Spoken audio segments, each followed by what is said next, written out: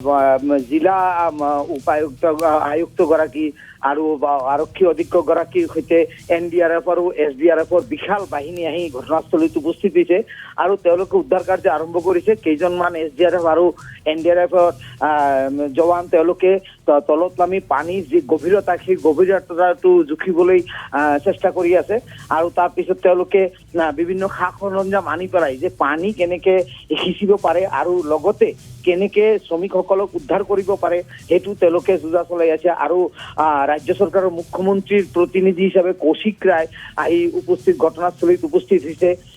গতিকে এই পৰিস্থিতিত উদ্ধাৰ কাৰ্য অব্যাহত আছে, আৰম্ভ কৰিছে।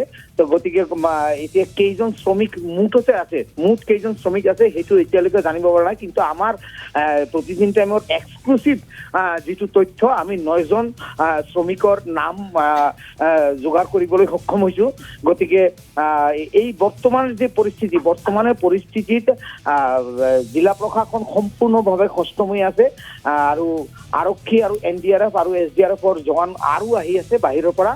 সেইখিনি ভিজুৱেলো আমাৰ প্ৰতিদিন টাইমত এক্সক্লুচিভ ভিজুৱেল আমি পঠিয়াইছো যে কেনেকে বাহিৰৰ পৰা এতিয়ালৈকে SDRF আৰু NDRFৰ জৱানসকলে আহি আছে। তেওঁলোকে উদ্ধাৰ কাৰ্যত তেওঁলোকে নিজক যুক্ত কৰিব।